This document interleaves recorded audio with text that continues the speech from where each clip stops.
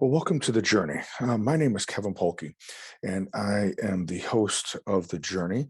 And as you may have be the first time listening to us, or this may be a regular part of your podcast that you listen to, as you may know, that the journey is really focusing on stories of transformation or observations along our journey of life and how certain things may catch our attention or allow us to pause and reflect. We've had guests on over the last 3 years of episodes. We've had numerous different guests on, and we also have opportunities to do this aspect of reflection. So today is going to be another one of those reflections. I have the opportunity to create a new workshop that I'm going to be presenting this coming week. It's something that I've been excited about doing with some new information that has come out. So it's taking some stuff that I've been studying for a long time and accompany that with some new information that's come out. This is based in Joseph Campbell's work, The Hero's Journey. And it is a big part of why we call this particular show The Journey.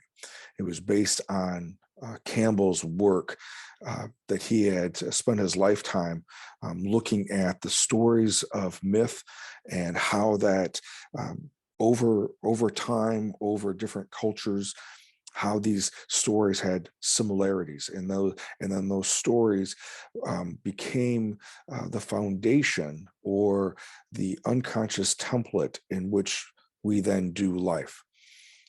And so that, along with Donald Miller's latest book, Hero on a Mission, I am incorporating some of those pieces along with Viktor Frankl's work, Man's Search for Meaning, as well as some of Ryan Holiday's work, Ego is the Enemy and The Obstacle is the Way. So let's go ahead and get started. I have always been someone who has been impacted by story as well as by movies. Regardless if that was on the big screen, going to a theater, or if that was something that I had the opportunity to watch within my house, or later as I got more involved with theater and musical theater, being able to see on stage. And I think at different storylines that then allowed it to kind of pop for me, of Campbell's work. He says that all great stories that we are drawn to, all stories that pull at us or still stick in our mind afterwards, is usually that there's something about what the character is going through that may be speaking to us, may be providing that thing that we're drawn to or attracted to, that may be a part of our story that we either long to be or that we may be going through right now.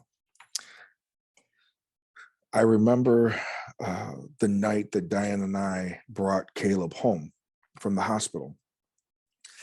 And I believe it was a Wednesday night. We went to the hospital on Monday. He was born early Tuesday morning. And as we came home, it was, I can't remember right now, either Wednesday or Thursday night, it doesn't matter. I remember that we had just got, and this was how old he is now, we just got the VHS videotape of the movie Lion King, which was really interesting that Lion King was the movie that we were watching as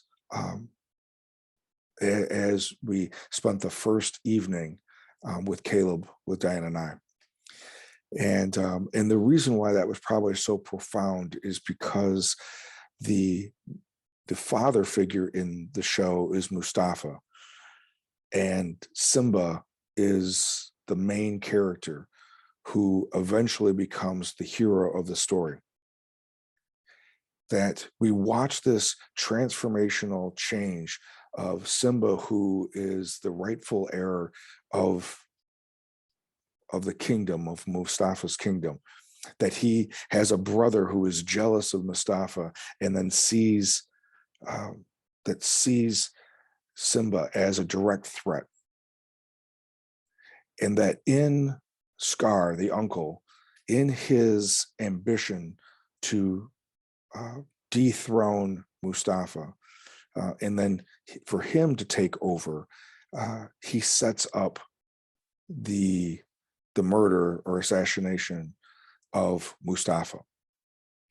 Prior to that, Mustafa plants a seed within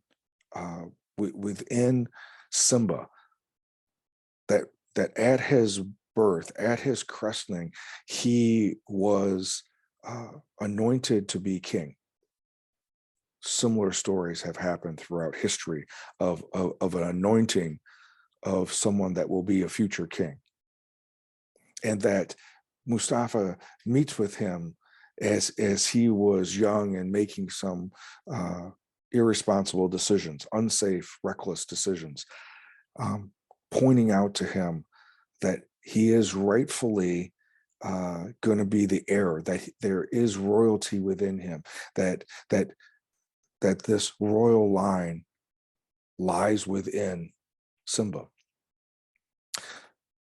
The crisis happens where Simba sees the death of his father, and the villain of the story, Scar, comes in and does something that's even worse than the death of Mustafa.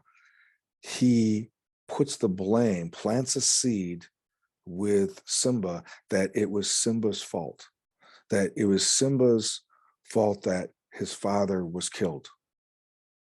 So not only is he grieving over the loss of his dad, but he is also now feels that he has the shame that he's the one who caused it, because this older person, this relative who's supposed to guide him, planted this seed with him. He's young,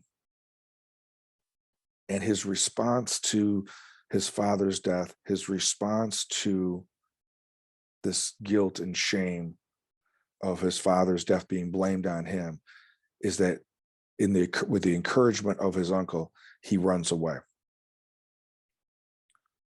His uncle attempted to kill him when he runs away to kind of finish it off, but he escapes.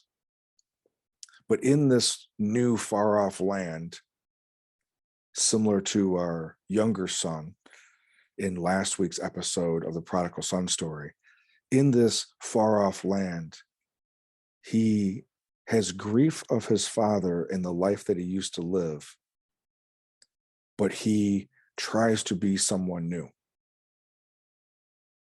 He takes up with new friends to be a vegetarian. And so we see this part of the story. It isn't until later on, in the midst of his grief, does someone come in and serves as a guide. This is Rafiki, comes in and reminds Simba of who he really is. And then the journey continues as we talk about this idea that he has to address his deepest pain, the false self that he created while he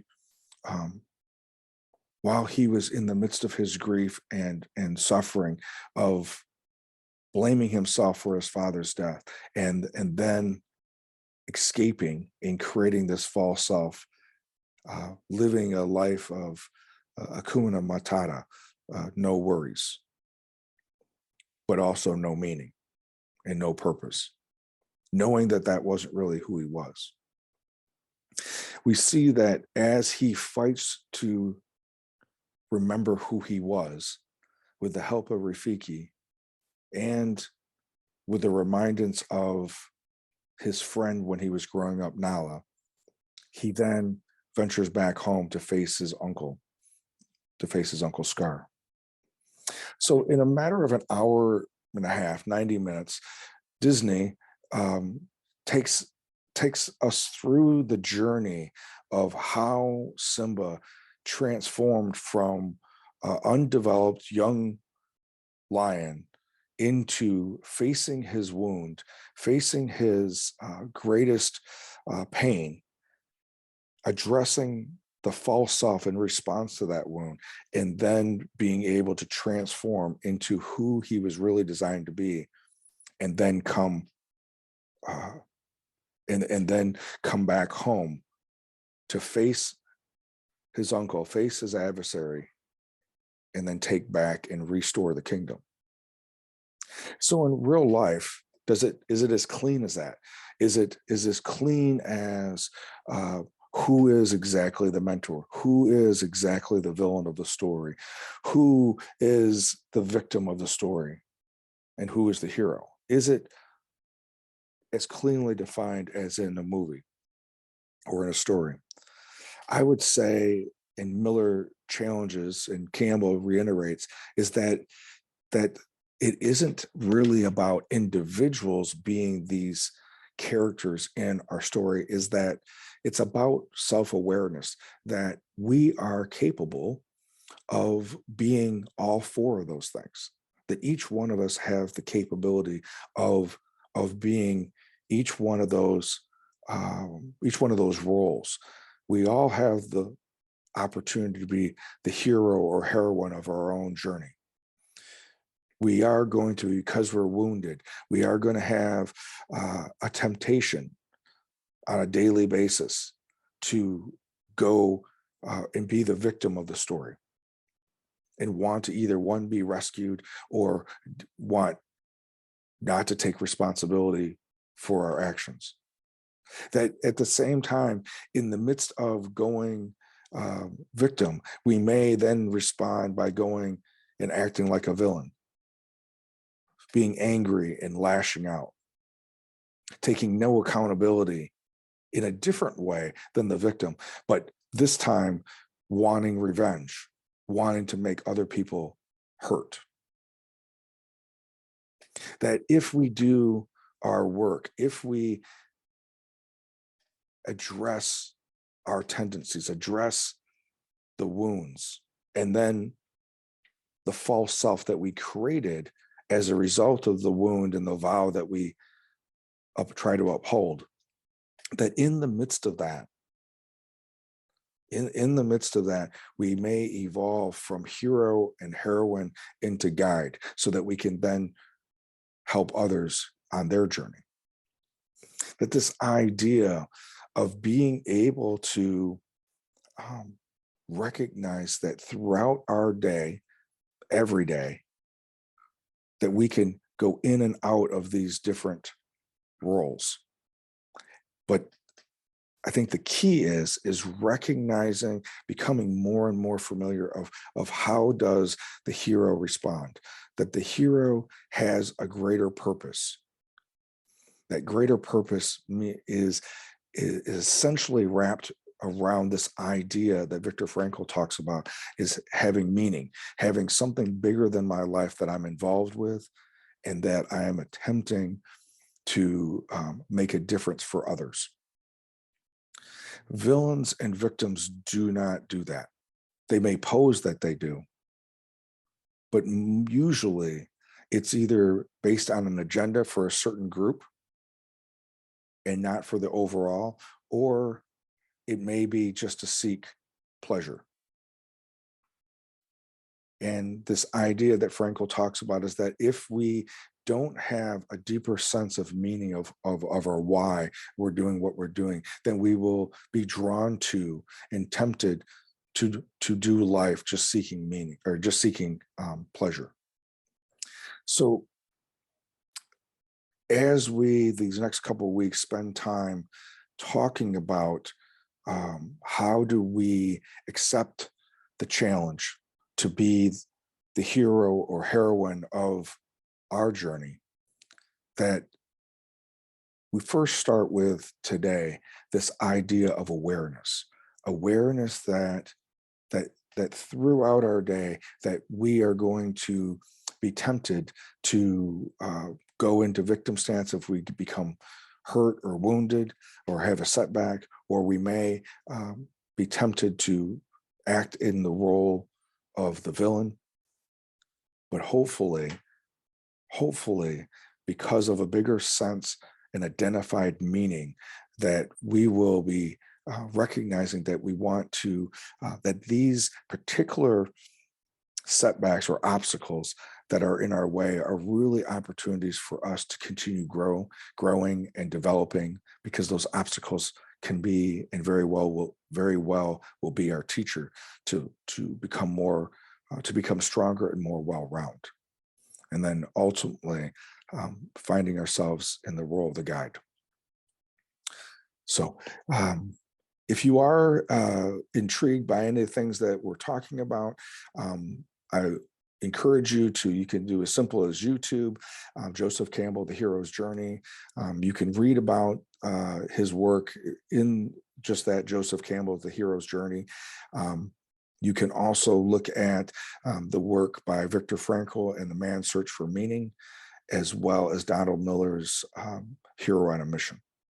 As always, thank you very much for being here, and I look forward to continue this conversation about the transformation of us as the hero.